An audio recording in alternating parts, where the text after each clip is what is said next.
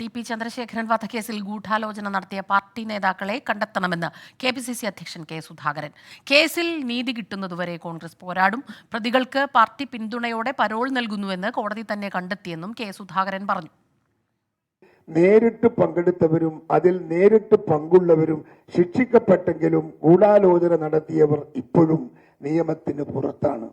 TP. വധക്കേസിലെ ഗൂഢാലോചന കേസിൽ നീതി കിട്ടുന്നതുവരെ ഞങ്ങളും പോരാടും. കൊലയാളികൾക്ക് യഥേഷ്ടം കിട്ടിക്കൊണ്ടിരുന്ന തുടർച്ചയായ പരോൾ പാർട്ടിയുടെയും സർക്കാരിന്റെയും പിന്തുണ കൊണ്ടാണെന്ന് കോടതിക്ക് ബോധ്യമായി. കൊടിസുനിയെ പോലുള്ള തടവുകാർ ഒരു വർഷത്തിൽ 300 ദിവസം ആ ജയിലിൽ കിടക്കാറില്ല. അതിലും കുറഞ്ഞ ദിവസമേ കിടക്കാറുള്ളൂ. ടി.പി. വധക്കേസിൽ CPIM-ന് കൃത്യമായ പങ്കുണ്ടെന്ന് തെളിഞ്ഞെന്ന് പ്രതിപക്ഷ നേതാവ് വി.ഡി. സതീശൻ.